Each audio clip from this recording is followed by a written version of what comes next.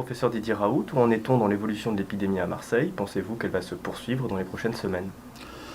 Nous, les données, moi je vous confirme les données que nous avons, c'est-à-dire que on a une diminution maintenant constante du nombre de cas diagnostiqués, mais aussi du nombre de cas hospitalisés en réanimation. Le nombre de morts sera un peu plus long parce que les gens meurent souvent plus d'un mois après avoir été infectés, donc tout ça n'a pas exactement le même rythme. On a les mêmes données dans la région PACA, plus ou moins décalées, on a les mêmes données en France, on a les mêmes données dans la plupart des pays d'Europe, on a les mêmes données en Amérique du Nord, donc on est sur une vague descendante. Encore une fois, moi je ne prédis pas l'avenir. Si les choses continuent comme ça, on a bien l'impression que ce qui était une des possibilités de cette maladie, c'est-à-dire une maladie saisonnière, est en train de se réaliser et qu'il est possible que d'ici un mois, il n'y ait plus de cas du tout dans la plupart des pays tempérés. Donc c'est possible, c'est une des possibilités qui n'est pas négligeable et qui va amener à une vraie réflexion, qui est une réflexion de fond, qui suscite des débats d'une intensité et d'une violence que je n'ai jamais soupçonné. Et pas ici, mais dans le monde, on a des réactions très très violentes, qui montrent que l'arrivée d'une maladie nouvelle aiguë est quelque chose à quoi l'ensemble des pays riches n'est pas prête. C'est-à-dire que quand on voit une maladie comme celle-là, le temps qu'il faut pour traiter ça est très court. Et si on commence à faire des études qui se terminent ici, quand il n'y a plus de maladie, ça veut dire qu'on ne peut pas lutter contre la maladie du tout. Donc là, la question, c'était, est-ce qu'on doit traiter cette maladie ou est-ce qu'on doit faire des essais ? Et donc nous, on a fait le choix de traiter la maladie, on a eu des réactions d'une violence inouïe, mais on n'avait pas le choix. Si on voulait traiter cette maladie, il fallait prendre ce qui était disponible, ce qui était logique, c'est-à-dire des médicaments qui montrent contre le virus, qui marchent contre le virus, qui sont les médicaments les plus utilisés du monde, les moins dangereux du monde. Et ça a levé des grandes folies de trouver que le médicament le plus prescrit de l'histoire de l'humanité était un médicament dangereux. On sait d'où ça sort. Une étude qui a été faite sur 1 million de personnes qui prennent ça pour une polyarthrite rhumatoïde, où il n'y a pas d'inconvénient, sauf après 2 ou 3 ans, les gens commencent à avoir des problèmes oculaires. Mais pendant 10 jours, c'est inimaginable. L'azithromycine, c'est le traitement le plus utilisé au monde comme antibiotique dans les infections respiratoires. Tout ça de prendre deux médicaments aussi simples que ça pour traiter quelque chose qui est une pneumonie, ça tombe sous le sens. Sauf si on ne veut pas les traiter en attendant d'avoir des essais pour voir si on peut avoir des molécules. Et c'est très intéressant parce que la première qui a été utilisée, l'opinavir, on a vu très vite que ça ne servait à rien du tout. Donc c'est une des branches de l'essai qui avait été fait en Europe.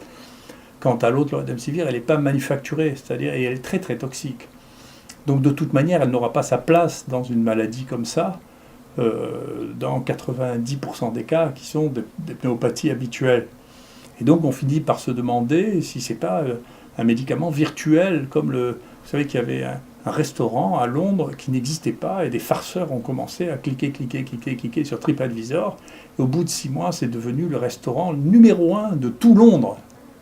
Donc ça veut dire qu'on peut faire croire à toute la population londonienne que le meilleur restaurant est simplement un restaurant qui n'existe pas. Donc il faut se faire attention à l'information, son traitement. Je ne crois pas que là, pour le remdesivir, ce soit des farceurs. Je pense qu'il y a des milliards qui se sont échangés autour de l'action de Gilead, au fur et à mesure qu'on disait que ça allait marcher ou que ça n'allait pas marcher.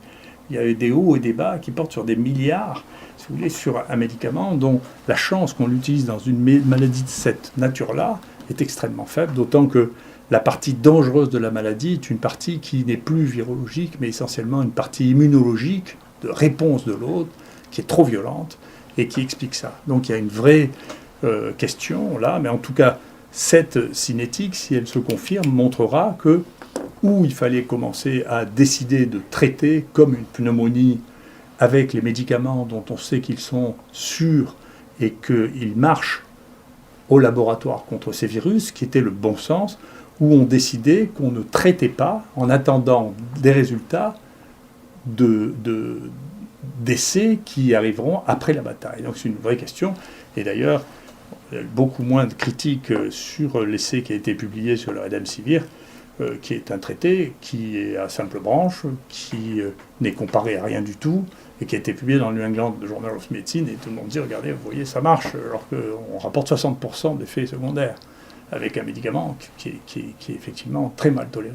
Donc il y a une vraie question, c'est est-ce que les pays, et c'est pas nous, tous les pays riches et tous les pays développés ont eu des succès beaucoup moins importants que les pays pauvres, qui eux, assez raisonnablement, ont choisi de traiter ça comme une pneumonie avec des médicaments banals qui ne coûtaient rien, et qui ont du coup des mortalités beaucoup plus faibles. Et dans les 15 pays qui ont la plus forte mortalité, ça n'est que des pays riches.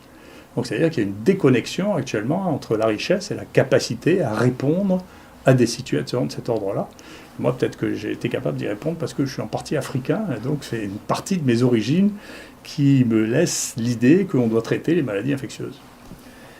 Est-ce qu'au vu de la connaissance scientifique, on y comprend quelque chose à la saisonnalité dont vous avez parlé ? Non, il n'y a pas d'explication simple sur la saisonnalité.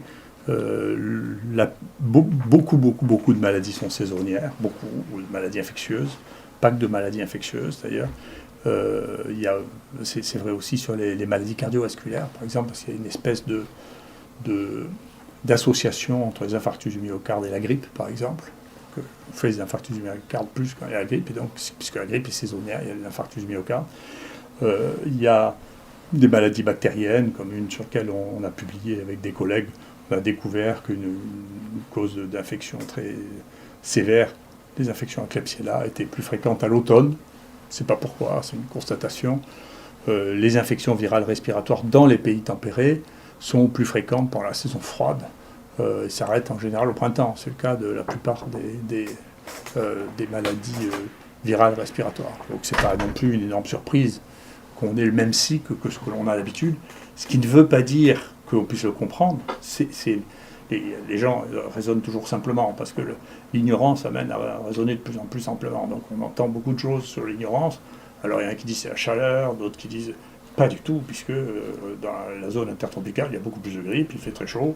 Il y en a toute l'année, là, il y en a un peu plus pendant la saison froide, si vous voulez. Et donc on ne sait pas vraiment, mais on sait que c'est la saison, parce que quand on importe des cas d'infection respiratoire pendant l'été, par exemple, nous on suit les pèlerins de la Mecque qui reviennent à Marseille, ils peuvent revenir avec des virus respiratoires pendant l'été, mais il n'y aura pas de cas secondaires parce qu'il n'y a pas de transmissibilité. Donc ce n'est pas la faute du virus. Le virus peut venir, il peut entrer, mais il n'est pas transmissible. Il est transmissible du fait des saisons. Bon, il y a peut-être les UV qui rentrent dedans, il y a de multiples phénomènes qui peuvent rentrer dedans. C'est même pas toujours vrai, parce qu'il y a eu au moins 2 épidémies de grippe qui se sont surtout développées l'été et qui se sont calmées l'hiver. C'est incompréhensible, ça nécessitera l'analyse de beaucoup plus de données, mais on ne peut pas juste corréler ça à la température, à l'humidité et au soleil. C'est pas si simple que ça. Voilà. Donc c'est un phénomène qu'on connaît, la saisonnalité, c'est comme ça. Le véhicule de la connaissance scientifique aujourd'hui, pendant longtemps, a été la publication scientifique. Est-ce que vous analysez des différences aujourd'hui, des changements de paradigme quant à la manière dont l'information scientifique est diffusée au sein de la communauté scientifique ? Ah ben oui, nous on l'a vu, pas qu'au niveau de la connaissance scientifique, au niveau du droit de parole. C'est-à-dire que jusqu'à présent, les médias étaient concentrés. Moi, j'ai vécu une époque où il n'existait qu'une télévision d'État, et puis ensuite, il y a eu des télévisions jusqu'en 81. Donc, puis à partir de 81, Mitterrand a permis l'existence des radios libres, et puis ensuite de télévision commerciale, ce qui n'était pas le cas. Il n'y avait pas de radio libre jusqu'en 1980. Donc le droit à la parole était extrêmement limité. Il est très contrôlé encore, c'est-à-dire que vous avez le droit d'accéder à l'antenne ou pas. Et puis là, d'un coup, explose le droit à la parole de tous. Donc, qui sont les réseaux sociaux, qui, bien entendu, rendent en conflit financier et du droit à la parole avec les autres médias traditionnels. Donc, c'est pour ça que les autres médias traditionnels peuvent éventuellement qualifier de fake news ceux qui ne sont pas les news que eux propagent. Donc, je pense qu'il y a un vrai changement social. Et c'est vrai aussi au niveau de la production scientifique, parce qu'il y a des blogs scientifiques actuellement qui ont une valeur considérable. De plus en plus, on met, nous, nos publications avant publication, en particulier dans les situations de crise, pour faire partager les données que nous avons et qui ont besoin d'être analysées, pour lesquelles on ne peut pas perdre 3 mois. Vous voyez bien que dans une situation dans laquelle une épidémie va durer 3 mois, vous ne pouvez pas attendre 3 mois avant que vos résultats soient publiés. C'est pas raisonnable. Donc, il y a beaucoup de reproches qui sont faits par des gens conservateurs sur le mécanisme de diffusion de l'information, sur le mécanisme de diffusion de la connaissance, qui ne sont plus en adéquation avec les moyens actuels. Et ça, c'est un immense changement qui explique aussi beaucoup d'irritation. Mais nous, le premier papier qu'on a mis sur chloroquine, azithromycine, en préprint, il a été vu plus de 600 000 fois. Et moi, je peux vous dire que ça correspond globalement au nombre de vues et de téléchargements d'un journal habituel sur un an.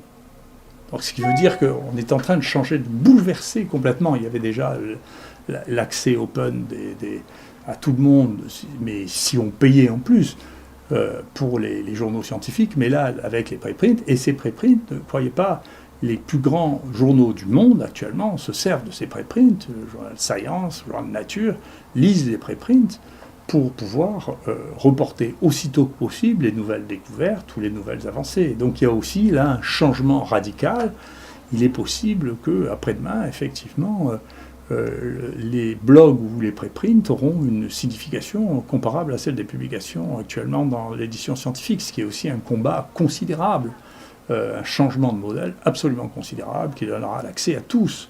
Et d'ailleurs, je reçois, moi, beaucoup de gens qui analysent les données disponibles, parfois d'une manière beaucoup plus profonde et beaucoup plus professionnelle que ce que je lis dans des journaux scientifiques, parce que les gens qui sont confinés, dedans, il y a de très bons mathématiciens, de très bons statisticiens, qui font des analyses extrêmement pertinentes et extrêmement intéressantes. Donc, on voit bien qu'il y a là un changement de modèle à cette occasion-là, du fait du confinement. Les gens ont le temps de lire, d'aller fouiller, d'aller trouver des données, et les changements de technique permettent un accès extrêmement différent. Donc, et c'est une des raisons, ne vous croyez pas, bien sûr, ici en France, je suis l'image de ce changement, mais vous savez, il y a les mêmes déchaînements aux États-Unis, il y a les mêmes déchaînements au Brésil, il y a les mêmes déchaînements entre des manières de voir, qui sont des manières de voir de pays qui sont très riches, qui n'ont pas l'habitude d'être confrontés avec des nouvelles maladies pour lesquelles il y a des décisions rapides à prendre. Et donc, quand on est très riche et qu'on n'a pas grand-chose à espérer de nouvelles médecines, on n'est pas pressé, on a le temps, on a une aversion au risque, on est dans le principe de précaution, et donc toutes nos infrastructures décisionnelles sont basées là-dessus. C'est-à-dire, on vit très vieux déjà, et donc on ne va pas avoir de médicaments qui vont nous faire gagner 10 ans d'espérance de vie, c'est pas vrai. Mais cette structure et cette manière de penser n'est pas en adéquation du tout avec une situation de crise dans laquelle les conseillers ne doivent pas être les mêmes, les gens qui décident ne doivent pas être les mêmes, ils ne peuvent pas être les mêmes parce que la question est d'une autre nature. Réagir vite en prenant des décisions rapides, ça n'est pas le temps habituel auquel nous sommes accoutumés. C'est un temps de crise, c'est comme la guerre et la paix. C'est deux choses différentes. Vous ne pouvez pas avoir les mêmes qui dirigent les choses et qui prennent les décisions dans les deux situations. C'est la leçon qu'on doit prendre ici, sinon vous risquez d'arriver, c'est ce que ça montre, après la bataille, quand la guerre sera finie, vous commencerez à faire des propositions thérapeutiques et ça, c'est pas tenable. Êtes-vous affecté par les différentes attaques dont vous êtes l'objet ? Écoutez, non, les choses vont dans les deux sens. D'abord, beaucoup de gens sont extrêmement gentils et me disent des choses extrêmement gentilles. Ici, les gens qui travaillent ici sont couverts de petits cadeaux, de repas, de bouteilles de vin, on m'envoie des dessins, des tableaux, je ne sais pas comment les gens, peut-être ça se voit, les gens savent que j'aime la peinture, on m'a offert des peintures absolument merveilleuses. Il y a des gens pour qui j'ai un immense respect intellectuel ou pour leur profession qui m'ont contacté, avec qui j'ai eu l'occasion de parler que je n'aurais pas eu sinon. Et donc il y a des côtés extrêmement positifs dans cette situation. Et puis, vous savez, les autres, je m'en fiche un peu. Moi, mon destin ne dépend pas de ce qu'on pense de moi. Ça m'est égal. Donc je vois le bon côté des choses. C'est que finalement, je découvre des choses que je ne savais pas. Plutôt sur le bon versant des choses, c'est pour ça que je suis assez optimiste. J'ai trouvé que les gens ici avaient un optimisme et un dynamisme tout à fait extraordinaire. C'est rassurant, hein, effectivement, une population vieillissante qui a peur du risque, qui a des difficultés à admettre que le truc est bien de voir que dans une situation comme celle-là, elle se réveille et qu'elle est pleine de vitalité. Et c'est très rassurant. Merci.